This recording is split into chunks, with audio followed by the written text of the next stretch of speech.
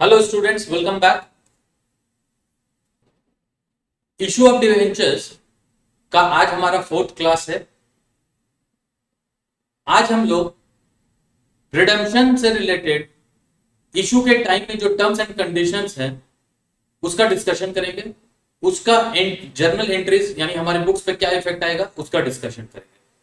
तो चलिए हम लोग समझते हैं। सबसे पहले रिडेम्पशन का मतलब क्या होता है और फिर इसको इशू के साथ देखेंगे इसका इशू पे क्या इफेक्ट आता है। तो रिडेम्पशन का मतलब होता है रीपेमेंट। रिडेम्पशन का मतलब होता है रीपेमेंट। ओके। जब हम डिबेंचर्स का रीपेमेंट करते हैं तो उसको कहा जाता है रिडेम्पशन ऑफ डिबेंचर्स। किसी भी सिक्योरिटी को जो वापस पेमेंट करते हैं तो उसको रीपेमेंट रिडेम्पशन कहा जाता है। साथ ही साथ जिस समय डिबेंचर इशू किए जाते हैं उसके साथ ही साथ उससे रिलेटेड उसके रीपेमेंट के टर्म्स एंड कंडीशंस सारे चीज eight the time of issue company disclose कर देती है। एक एग्जांपल लेते हैं। जैसे सपोज 1 अप्रैल 2015 को कंपनी ने इशू किए 10,000 डिबेंचर्स एट ₹100। 100 रुपए का एक डिबेंचर और कंपनी ने 10,000 डिबेंचर इशू किए। तो जिस दिन कंपनी ये डिबेंचर इशू कर रही है, सपोज 1 अप्रैल 2015 को, कंपनी इसी दिन इस डिबेंचर से रिलेटेड दो चीजें जरूर बता देगी। पहला, लाइव यानी ये कब इसका रिडम्पशन होगा, यानी इसका कितना टर्म्स है लाइव, एंड रिडम्पशन का टर्म्स। रिडम्पशन का टर्म्स। तो सपोज कंपनी ने कहा कि 8 साल के बाद 8वें साल में कंपनी इसको रिडीम कर देगी। यानी मान लेते हैं 31 मार्च 23 को कंपनी ने 1 अप्रैल 2015 को कहा है अपने डिबेंचर होल्डर्स को कि हम आपको 31 मार्च 23 तक पैसे लौटा देंगे। और इस दिन रिडम्पशन जो होगा वो किस वैल्यू पे होगा, रिडम्पशन वैल्यू क्या रहेगी। ठीक है। जैसा कि हम लोग जानते हैं इशू जो होता है, इशू हमेशा डिबेंचर्स का या तो पार पे होता है या प्रीमियम पे होता है।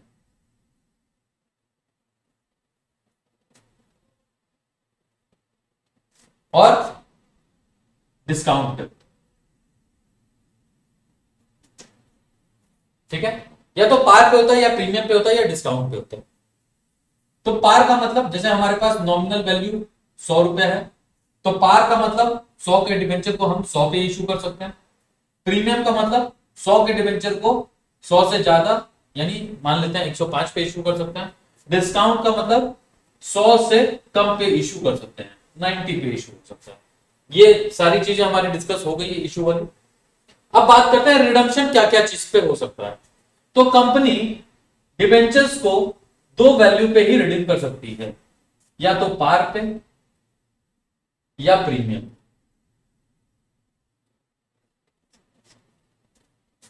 ठीक है। यानी या तो आप 100 का 100 रुपया वापस कीजिए या आप ज्यादा पैसा भी वापस कर सकते हैं। Redemption can be done at par और प्रीमियम। अब इसको अच्छे से समझ लेते हैं।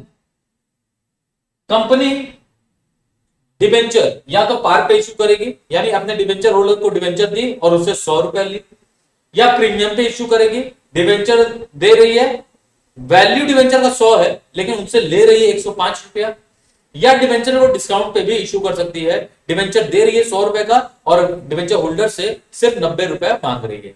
ये सारा काम on at the date of issue हो रहा है। और जब ये कॉन्ट्रैक्ट, ये टर्म्स एंड कंडीशन बन रहा है, उसी समय कंपनी को बताना पड़ेगा पहला कि कितने साल के बाद वो रिडीम करेगी, जैसे हमारे एग्जांपल में 8 साल के बाद रिडीम कर रही है, और जिस साल यानी जिस दिन वो रिडीम करेगी उस दिन वो कितने रुपए डिवेंचर होल्डर को वापस करेगी। तो या तो वो पार पे रिडीम करेगी, यानी डिवेंचर का नॉमिनल वैल्यू आप कम से कम दे सकते हैं, या उससे ज्यादा वैल्यू दे सकते हैं, यानी प्रीमियम पे रिडीम कर सकते हैं। इसका मतलब जितना नॉमिनल वैल्यू है उससे कम अमाउंट का रिडम्पशन नहीं हो सकता है, यानी कंपनी चाहेगी कि हम 100 रुपए से कम रिडीम करें, तो ये पॉसिबल नहीं है, ये आपको अलाउ नहीं किया जाता है। Redemption can't be done at discount. Clear? तो अब इससे रिलेटेड हमारे कुछ केसेस बनेंगे, उन केसेस को हम देखेंगे, उनसे रिलेटेड क्वेश्चंस देखेंगे और ये टॉपिक क्लियर हो जाएगा। तो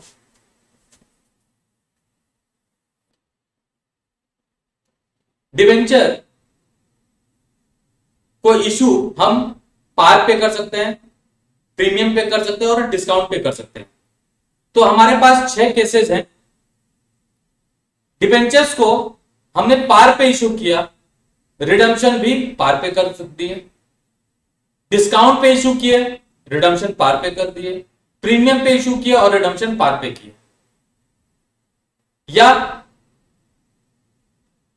इशू पार पे किए, रिडम्पशन प्रीमियम पे किए, इशू डिस्काउंट पे किए, रिडम्पशन प्रीमियम पे किए, इशू प्रीमियम पे किए और रिडम्पशन प्रीमियम पे किए। तो ये 6 केसेस हमारे पास डिफरेंट 6 केसेस बन सकते हैं when redemption terms are included. तो अगर हम रिडम्पशन के पॉइंट से बात करेंगे तो ये 6 केसेस हमारे बन जाते हैं। क्लियर? ये जो हम टॉपिक हम लोग डिस्कस कर रहे हैं ये इशू के चैप्टर का ही टॉपिक है। एक दूसरा चैप्टर भी है आपके सिलेबस में, रिडम्पशन ऑफ डिवेंचर्स, वो उस चैप्टर का डिस्कशन नहीं चल रहा है। ये इशू ऑफ डिवेंचर्स के चैप्टर्स में ही एक टॉपिक है, terms and condition of redemption eight the time of issue.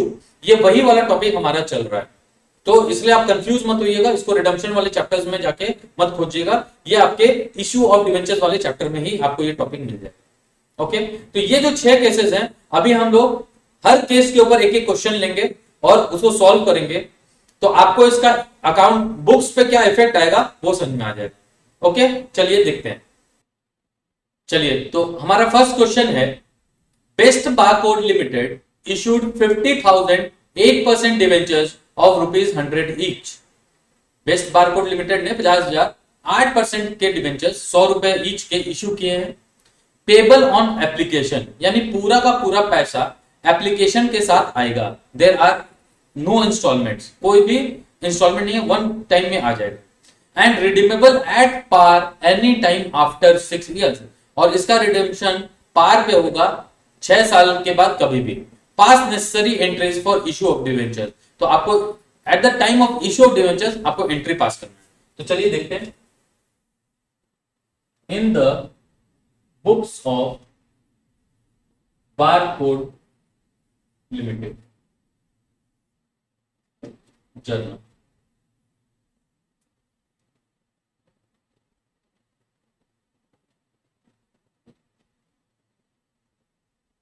Bank account 50,000 into 100, 50 lakh to debenture application and allotment account 50 lakh. जब भी कंपनी एक बार में अगर सारा पैसा मंगा लेती है, यानी एप्लीकेशन के साथ ही सारा पैसा मंगा लेती है, तो एप्लीकेशन एंड अलॉटमेंट का ज्वाइंट अकाउंट ओपन हो जाता है। अब debenture application and allotment account दिया 50 लाख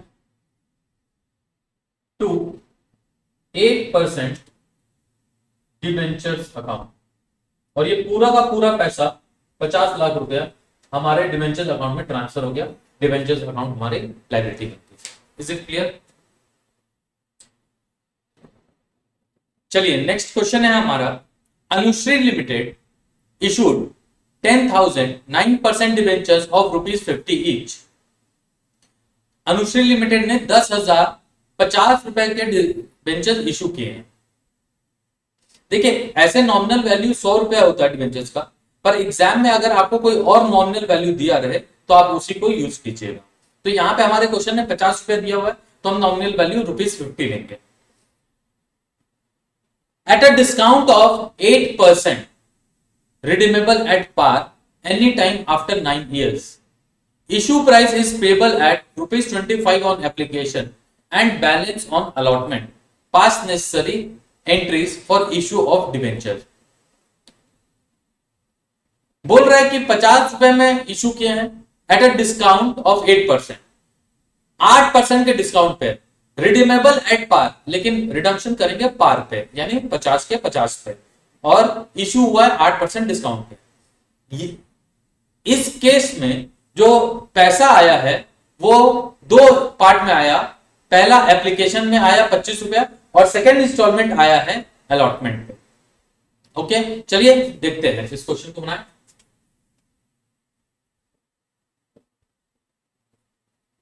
इन the books of Anushree limited, चलिए हमारा फर्स्ट एंट्री हो जाएगा बैंक अकाउंट। 10,000 डिबेंचर्स था, 10,000 इंटू 25 दिया, 2,50,000 टू डिबेंचर एप्लीकेशन अकाउंट, ये हो गया 2,50,000। यहां तक क्लियर है। अब सेकेंड एंट्री हो गई हमारी, ये जो पैसा है एप्लीकेशन का, डिबेंचर एप्लीकेशन अकाउंट, इसको हम लोग ट्रांसफर कर देंगे डिबेंचर अकाउंट। इसको हमारे 9% डिबेंचर अकाउंट में ट्रांसफर।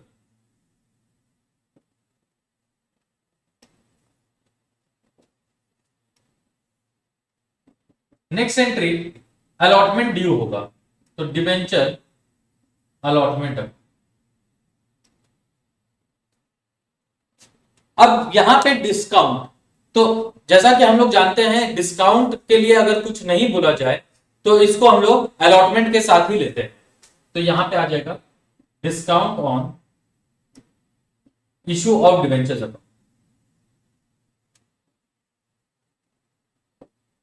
8% डिस्काउंट था, तो 50 का 8%, ₹4, 10,000 पे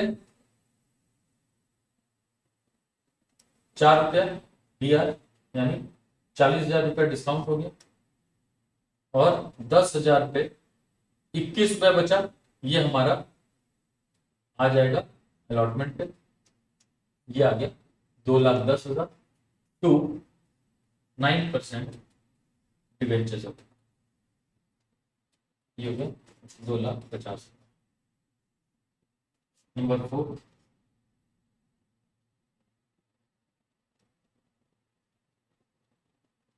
बैंक अकाउंट दिया 2,10,000 to debenture allotment account 2,10,000। Is it clear? तो यहां पे डिबेंचर इशू हुए हैं डिस्काउंट पे, रिडम्पशन है पार पे। तो देखिए जब भी रिडम्पशन पार पे होगा तो हमारी एंट्री पे कोई भी इफेक्ट नहीं आता है। अभी तक हमने 2 केसेस किए हैं, दोनों केसेस में रिडम्पशन पार पे हुआ। पहले केस में इशू भी पार पे था, रिडम्पशन भी पार पे था, कोई इफेक्ट नहीं आया। क्वेश्चन नंबर 2, अनुश्री लिमिटेड में भी आप देखिए इशू है डिस्काउंट पे, तो ये नॉर्मल जो हमारे डिस्काउंट की इंटरेस्ट थी वही आई है, रिडम्पशन है पार पे, कोई भी इंपैक्ट नहीं आया। लायबिलिटी हमारी 2.5 लाख की 2.5 लाख रह गई। क्लियर? चलते हैं हमारे question number 3, next question. Next question, question number 3, green limited issued 80,000 9% debentures of ₹100 each at a premium of 5% payable in lump sum. Lump sum का मतलब होता है एक बार में। ग्रीन लिमिटेड ने 80,000 9% डिबेंचर, 100 रुपए के डिबेंचर थे जिनका नॉमिनल वैल्यू 100 था, इसको प्रीमियम पे इशू किया है 5% प्रीमियम पे, इन लंप सम, यानी एक बार में सारा पैसा कंपनी ने मंगा लिया है at the time of application.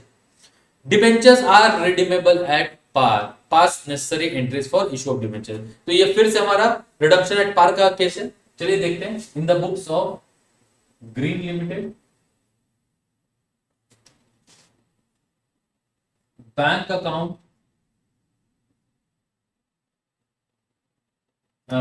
ये हमारे पास टोटल 80,000 डिबेंचर्स हैं, 80,000 और एक डिबेंचर का वैल्यू हो गया 105 रुपए, 100 इंटू 5%, 5 रुपए प्रीमियम हो गया डी आर 84,000 फिर 000, 84 lakh rupees to debenture application and allotment account, ये हो गया 84 लाख रुपीज। ठीक है, next debenture application and allotment account D R 84 lakh rupees to 9%, sorry 9% है, 9% डिबेंचर्स अकाउंट। तो डिबेंचर्स में कितना वैल्यू जाएगा 80,000, नॉमिनल वैल्यू ही सिर्फ हमारा डिबेंचर्स में जाता है, जो हमारी नॉमिनल वैल्यू डिबेंचर्स की वो जाती है। और टू, जब आप प्रीमियम पे इशू करते हैं तो जो प्रीमियम होता है वो चला जाता है सिक्योरिटीज प्रीमियम रिजर्व में, securities premium reserve account. 80,000 debentures पे 5 रुपया करके ये हो गया 4 लाख, ये हो गया हमारा 4 लाख रुपीज। तो ये debenture issued at premium and redeemable at par. तो आप देखिए इसमें हमने सिर्फ और सिर्फ जो इशू के टाइम में हम एंट्री करते थे वही एंट्री हुआ है, क्योंकि रिडम्पशन आपको करना है डिबेंचर का पार पे, यानी लायबिलिटी आपकी 80 लाख एज इट इज है, इसमें कोई भी चेंज नहीं आता। तो ये 3 केसेस हो गए। अब हम आते हैं हमारे फोर्थ केस और फोर्थ क्वेश्चन की तरफ। Next question, blue limited issued 80,000 9% debentures of ₹100 each at par. तो अब हमारा इशू पार पे हुआ है 80,000 डिबेंचर्स का, जिसका नॉमिनल वैल्यू 100 रुपए है, 9% डिबेंचर है, redeemable at a premium of 10% payable in lump sum, और रिडम्पशन होगा प्रीमियम पे 10% प्रीमियम पे, और ये एंट्री, ये जो इशू हुआ है ये लंप सम में इशू हुआ है। ठीक है, चलिए अब हम लोग यहां से 3 केसेस और हैं, ये फर्स्ट केस है, इसके बाद 2 और केसेस आएंगे जिसमें रिडम्पशन प्रीमियम पे होगा। तो प्रीमियम पे रिडम्पशन होने से क्या इफेक्ट आता है पहले उसको समझ लेते हैं। देखिए, जब भी रिडम्पशन ऑन प्रीमियम होता है तो इसमें होता क्या है ये समझ लीजिए। जैसे हमने इशू किया है, अभी के केस में हमने पार पे इशू किया, इशू एट पार, और रिडम्पशन अगर प्रीमियम पे है तो इसका मतलब इशू एट पार मतलब 100 रुपए का अगर डिबेंचर है, इशू एट प्रीमियम, यहां पे हमारे क्वेश्चन में ये 10% प्रीमियम पे रिडम्पशन हो रहा है, तो इसका मतलब हमें पेमेंट करना होगा 110 रुपया। 100 रुपया हमें रिसीव हुआ इशू के टाइम में, और हम जब रिटर्न करेंगे, रीपेमेंट करेंगे, तो हमें एक्स्ट्रा पेमेंट करना पड़ेगा। कैसे एक्स्ट्रा क्या करना होगा, 100 रुपए तो डिबेंचर का और 10 रुपया प्रीमियम रिटर्न करेंगे। ठीक है, 100 रुपया डिबेंचर का और 10 रुपया हम प्रीमियम रिटर्न कर रहे हैं। तो ये जो 10 रुपया कंपनी एक्स्ट्रा रीपेमेंट कर रही थी, ये एक्स्ट्रा जो पैसा दे रही है ये कंपनी के लिए लॉस है। ठीक है, और इस लॉस को एक सेपरेट अकाउंट में डालेंगे, loss on issue of debentures account. Loss on issue of debentures account. जो एक्स्ट्रा अमाउंट कंपनी को रिटर्न करना पड़ रहा है ओवर द नॉमिनल वैल्यू, वो कंपनी के लिए लॉस है। ठीक है, और ये 10 रुपया जो एक्स्ट्रा रिटर्न कर रही है उसको बोलते हैं premium on redemption of debentures. Short में इसको पोरोड बोलते हैं, premium on redemption of debentures account. चलिए, तो अब इस क्वेश्चन के हेल्प से हम लोग अपना रिडम्पशन का एंट्रीज देखते हैं कैसे करेंगे। फर्स्ट एंट्री हमारा इशू का हो जाएगा bank account 80,000 debentures were issued at par, यानी 100 रुपए में, यानी हमारे पास 80 लाख रुपया आया है और एक साथ आया, तो हम इसका कंबाइंड अकाउंट खोलेंगे, debenture application and allotment account, debenture application and allotment account 80 lakh rupees. ये हमारी इशू के टाइम में पैसा रिसीव करने की एंट्री। अब debenture application and allotment account, ये जो 80 लाख रुपया है जो हमें रिसीव हुआ है, ये पूरा का पूरा हमारा लायबिलिटी बन गया 29% डिवेंचर अकाउंट। ये जो 80 लाख रुपए लिए हैं ये तो हमें रिटर्न करना ही पड़ेगा, ये हमारे 80 लाख रुपए लायबिलिटी। अब हमने अपने डिवेंचर होल्डर्स को प्रॉमिस किया है कि हम 10 रुपया पर डिवेंचर एक्स्ट्रा देंगे, 100 रुपए का 10%, 10 रुपए, और वो हमारे लिए एक और लायबिलिटी है, उसको बोलेंगे premium on redemption of debenture account, premium on redemption of debenture account. Okay, तो ये हो गया 80,000 इंटू 10, ये हो गया 8 लाख रुपए। 10% ऑफ ₹100, 10% ऑफ ₹100। ठीक है, या इसको आप इसको इस तरह से लिख लीजिए, 80,000 इंटू 10% ऑफ ₹100। ठीक है, अगर यहां 50 होता तो 50 का 10% लेते, ये हमारा प्रीमियम है। ठीक है, ये प्रीमियम, ये पैसा आपको एक्स्ट्रा देना पड़ रहा है, तो ये कंपनी के लिए लॉस है, तो उतने का हम लॉस को डेबिट कर लेंगे। Loss on issue of debentures account, loss on issue of debentures account. कितने का लॉस है कंपनी को? कंपनी को रिसीव हुआ 80 लाख, कंपनी के लिए लायबिलिटी 80 लाख होनी चाहिए, पर कंपनी ने 10% एक्स्ट्रा देने का कॉन्ट्रैक्ट किया है, तो 8 लाख रुपया उसके लिए लॉस हो गया, तो ये 8 लाख। तो कंपनी को टोटल में कितना अमाउंट रिफंड करना होगा? 88 लाख रुपीस। 80 लाख उसको रिसीव हुआ था और 8 लाख उसने प्रीमियम का भी प्रॉमिस किया है, तो टोटल उसके लिए लायबिलिटी आज 88 लाख का है, जबकि रिसीव उसको सिर्फ 80 लाख हुआ, तो 8 लाख उसका लॉस हो गया, और ये लॉस को हम डेबिट कर देंगे। अब इस लॉस का क्या ट्रीटमेंट करेंगे, ये हम लोग नेक्स्ट क्लास में डिस्कस करेंगे कि इस लॉस का क्या ट्रीटमेंट किया जाता है। ठीक है, आज हमें सिर्फ और सिर्फ ये समझना है कि रिडम्पशन के टाइम में, इशू के टाइम में रिडम्पशन का क्या इंपैक्ट आता है, तो ये है प्रीमियम का impact at the time of issue. Okay, तो चलिए अब हम लोग नेक्स्ट क्वेश्चन में सेकंड केस देखते हैं, at the time of issue redemption का क्या इंपैक्ट आता है। नेक्स्ट क्वेश्चन है हमारा क्वेश्चन नंबर 5।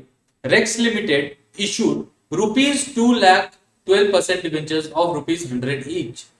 2 लाख के 12% डिबेंचर्स 100 रुपए ईच के इशू किए गए हैं, 2 लाख रुपए के, यानी हमारा नंबर ऑफ डिबेंचर्स हुआ 2000 एट अ डिस्काउंट ऑफ 2%।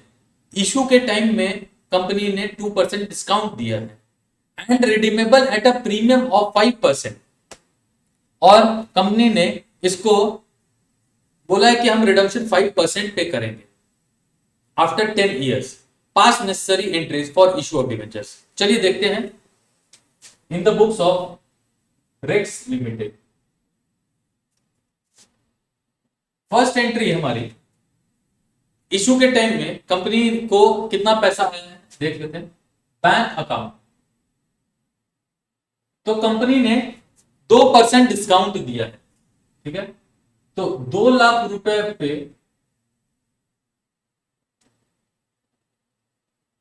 यानी ये डिवेंचर्स हो गए 2000 into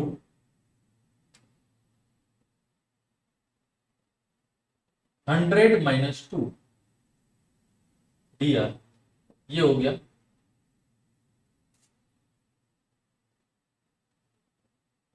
1,96,000 to debenture application and allotment account, ये हो गया 1,96,000। तो कंपनी ने 2% का डिस्काउंट दिया है, तो 2% यानी 100 रुपए का 2%, 2 रुपया। कंपनी को 100 रुपया आना चाहिए था, 2 रुपया कंपनी ने डिस्काउंट दे दिया। कंपनी को total 98 rupees per debenture receive हुए और 2000 डिवेंचर है। 2000 कहां से आया? आप देखिए आपके क्वेश्चन में ₹2 लाख लिखा हुआ है, ये 2 लाख रुपए के डिवेंचर हैं और पर डिवेंचर 100 रुपए का है, यानी टोटल 2000 डिवेंचर्स, ये वैल्यू दी हुई है। इशू कितना पे किया है? 2% डिस्काउंट पे कंपनी ने इशू किया है, ठीक है। तो पैसे कंपनी को 1,96,000 रिसीव हुआ। अब आते हैं second entry, debenture application and allotment account DR 1,96,000, discount on issue of debentures account, और डिस्काउंट कितना दिया है कंपनी ने? 2000 डिवेंचर पे कंपनी ने 2 रुपए करके डिस्काउंट किया, यानी 4000 का डिस्काउंट हो गया। 2 हमारे पास 12% डिवेंचर्स है, 12% डिवेंचर्स अकाउंट। डिवेंचर का लायबिलिटी कितना है? नॉमिनल वैल्यू हमारी लायबिलिटी होती है, यानी 2 लाख रुपए की लायबिलिटी। चलिए ये तो हमारा इशू का हो गया। अब नेक्स्ट टर्म है, इसका नेक्स्ट जो इंफॉर्मेशन है वो बोल रहा है redeemable at a premium of 5%। Redemption आपको प्रीमियम पे करना है, तो हमारा लायबिलिटी हो गया premium on redemption, premium on redemption of debentures account. Redemption हमें प्रीमियम पे करना है। कितना रुपया प्रीमियम है? टोटल डिवेंचर्स 2000, प्रीमियम कितना है? 5%। तो किसका 5%? 100 का 5%, यानी 5 रुपया। 2000 का 5, 2000 इंटू 5, ये हो जाएगा 10,000 रुपीज। तो ये हमारा पोरोड हो गया। ये 10,000 का और कंपनी को पेमेंट करना होगा। 2 लाख की तो लायबिलिटी थी, साथ में 10,000 और देना होगा, यानी एक्चुअल में कंपनी का लायबिलिटी 10 साल के बाद 2,10,000 हो जाएगा। जबकि कंपनी को मिला है सिर्फ 1,96,000, 4,000 कंपनी ने पहले ही डिस्काउंट दिया हुआ। तो ये 10,000 हमारा लॉस हो गया। तो यहां पे हम लिखेंगे loss on issue of debentures account, loss on issue of debentures account DR 10,000। Okay, यहां तक क्लियर है? जो भी हमारा प्रीमियम ऑन रिडम्पशन होता है वो हमारे लॉस के बराबर होता है, उसी को लॉस बोलते हैं। In the year of issue वो आपका लॉस बन जाता है, जितना हमारा प्रीमियम होता है रिडम्पशन पे, premium on redemption of debenture. अब इसमें एक और पॉइंट है, जब भी आपका देखिए ये जो डिस्काउंट है, ये डिस्काउंट भी आपने ईयर ऑफ इशू में दिया है, और ये जो पोरोड है ये भी लॉस है, ये भी इशू के ईयर में ही है। तो ये दोनों ही आपका करंट ईयर का लॉस है। डिस्काउंट ऑन इशू भी लॉस है, और ये लॉस ऑन इशू जो कि पोरोड के कारण हुआ है ये भी लॉस है। तो हम लोग क्या करते हैं, इन दोनों को मिलाकर सिर्फ सिंगल एक अकाउंट ओपन करते हैं, उसको बोलेंगे loss on issue of debentures account. 2 account अलग अलग सेम नेचर का ओपन करने की जरूरत नहीं है। तो हम लोग यहां से डिस्काउंट को हटा देंगे और loss on issue of debentures को 14,000 करेंगे। आइए देख लेते हैं इसको। यहां से ये डिस्काउंट हमारा हट गया और टोटल लॉस हो गया हमारा, टोटल लॉस हो गया 14,000। 10,000 हमारा प्रीमियम का लॉस हुआ और 4,000 डिस्काउंट की वजह से लॉस हुआ है। तो टोटल लॉस हमारा हुआ है 14,000। आई होप ये केस भी आपका क्लियर हो गया है। अब हम लोग मूव करते हैं लास्ट केस, केस नंबर 6 पे। चलिए तो अब हम लोग हमारे लास्ट केस की तरफ चलते हैं। क्वेश्चन है, जोश limited issued 6,000 12% debentures of ₹100 each eight a premium of 5%। जोश लिमिटेड ने 6,000 12% डिबेंचर्स जिनका नॉमिनल वैल्यू 100 रुपया है, इसको प्रीमियम 5% प्रीमियम पे इशू किया। तो प्रीमियम का वैल्यू कैसे निकालेंगे, 100 रुपए का 5% यानी 5 रुपया प्रीमियम हो गया। And redeemable at a premium of 10%, और रिडम्पशन भी 10% प्रीमियम पे करना है, यानी 100 का 10% 10 रुपया हो गया। पेबल आफ्टर 6 ईयर्स, 6 साल के बाद रिडम्पशन करना है। पास necessary entries for issue of debentures, अब हमें इशू ऑफ डिवेंचर्स का एंट्रीज पास करना है। चलिए देख लेते हैं। इन द बुक्स ऑफ जोश limited journal, bank account, bank account, ठीक है। तो दिया हुआ है कि 6000 डिवेंचर को प्रीमियम पे इशू किया गया 5% प्रीमियम पे। तो यहां पे हम क्या करेंगे, 6000 इंटू 100 प्लस 5 दिया,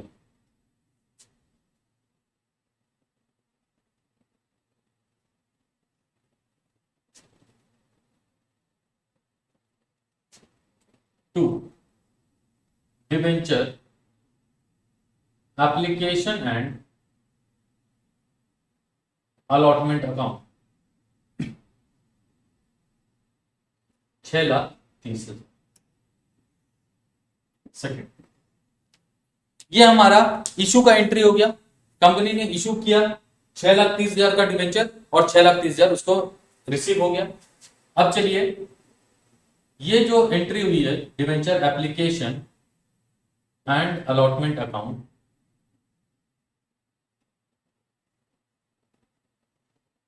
दिया 6,30,000 टू हमारी लाइबिलिटी कितने की है, 12% डिवेंचर्स हमारा लाइबिलिटी है, टू 12% डिवेंचर्स अकाउंट। लाइबिलिटी हमारा 6 लाख का है, 6,000 डिवेंचर इंटू 100 टू 30,000 हमारा सिक्योरिटीज प्रीमियम रिजर्व है, सिक्योरिटीज प्रीमियम रिजर्व अकाउंट 30,000। तो ये जो 30,000 है, ये जब डिवेंचर्स को हम इशू के टाइम में अगर प्रीमियम लेते हैं तो उसको सिक्योरिटीज प्रीमियम रिजर्व में ट्रांसफर। तो ये हमारा इशू के टाइम में 5 रुपया प्रीमियम लिया गया था, तो उसको हमने सिक्योरिटीज प्रीमियम रिजर्व में ट्रांसफर किया। ये हमारी इशू की एंट्री हो गई। अब यहां पे रिडम्पशन करना है प्रीमियम पे, तो जिस दिन हम लोग इशू करते हैं उस दिन रिडम्पशन का भी इंपैक्ट लेते हैं, इफेक्ट लेते हैं। तो आप देखिए, आपको रिडम्पशन प्रीमियम पे करना है, यानी 10% जो प्रीमियम है वो आपकी एक्स्ट्रा लाइबिलिटी, उतना पेमेंट आपको एक्स्ट्रा करना होगा।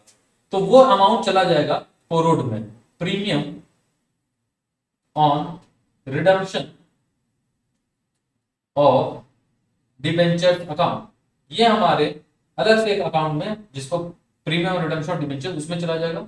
6,000 डिबेंचर पे 10% प्रीमियम है, तो 100 का 10% प्रीमियम, 100 का 10% यानी 10 रुपया, यानी 60,000 ये हमारा रिडम्पशन का प्रीमियम होगा।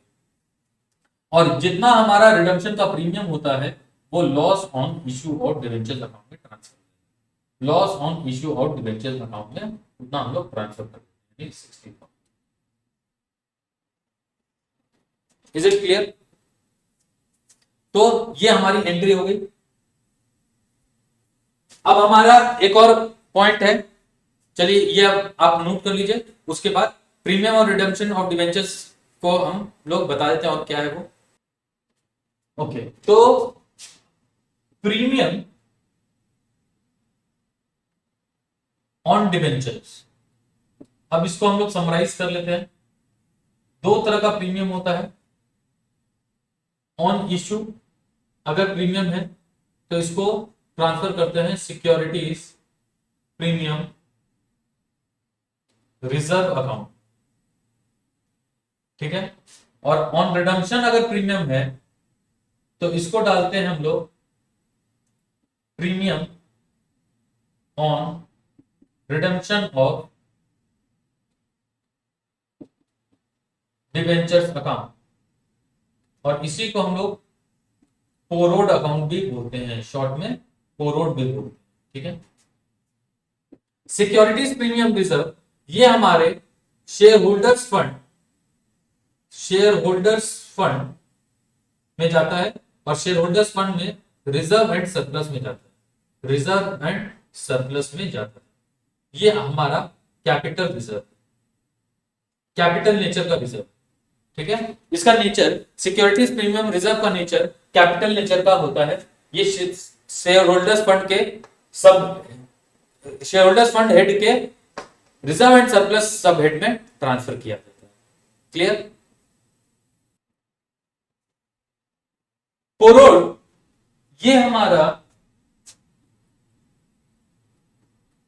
नॉन करेंट लाइबिलिटीज में जाता है, नॉन करेंट लाइबिलिटीज हेड के लॉन्ग टर्म बोरिंग सब हेड में चला जाता है, लॉन्ग टर्म बोरिंग्स, ठीक है। जब तक डिबेंचर्स का रीपेमेंट नहीं होता है तब तक ये हमारे लॉन्ग टर्म बोरिंग्स हेड में रहता है, ठीक।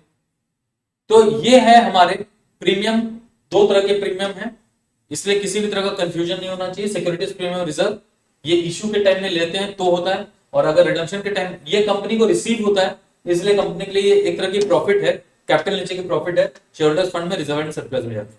लेकिन पोरोड जो होता है वो कंपनी के लिए लाइबिलिटी है, जो कंपनी ने अग्री किया है अपने डिवेंचर होल्डर्स को रीपे करेगी at the on the date of redemption. ये नॉन करेंट लाइबिलिटीज है और ये लॉन्ग टर्म बोरिंग्स के हेड में, सब हेड में जाता है।